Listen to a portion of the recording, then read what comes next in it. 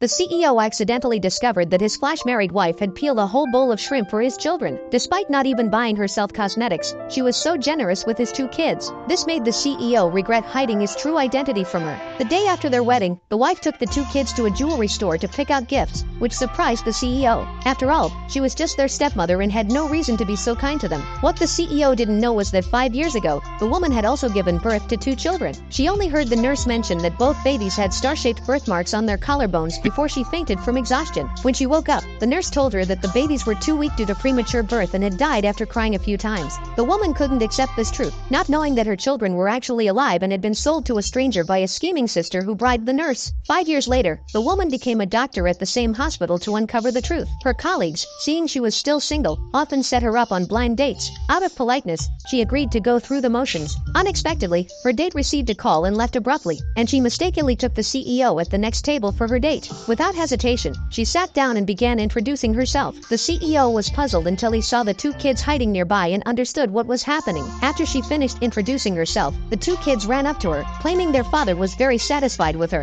The woman was shocked, as her colleagues hadn't mentioned that her date had 2 children. Seeing the kids reminded her of her own lost children, and she was deeply moved. The kids told her they had grown up without a mother and longed for one. The woman was stunned by their words. The boy then pulled out a resume of the CEO, which stated that he had been single for 30 years and was now offering a large sum to find a mother for his children. The CEO was dumbfounded. As the woman was about to read further, the CEO quickly snatched the resume away. Embarrassed by his son's antics, he grabbed the kids and tried to leave, but the woman suddenly called out to him, asking if he wanted to marry her. The CEO told her he wouldn't let a stranger be the mother of his children and prepared to leave. The boy, however, held on to him, reminding the CEO of a friend's advice that his daughter, lacking a mother's love, never spoke to anyone in kindergarten and might become withdrawn if this continued. The only solution was to find a mother for the kids. Hearing the woman say she was serious, the CEO thought for a moment and told her to meet him at the Civil Affairs office the next morning. He then left with the kids. Back home, the CEO laid down some ground rules for the kids, as he needed to ensure the woman wasn't just after his money like previous gold diggers. The kids promised not to reveal their true identity. The CEO and the woman got their marriage certificate, but the woman found the CEO's name familiar. The CEO quickly explained that his name was quite common, and the woman didn't suspect anything. She just told the CEO that she wanted to take the kids to the jewelry store to buy gifts the next day. She then left for the hospital, and the CEO assumed her gold-digging nature was about to be exposed.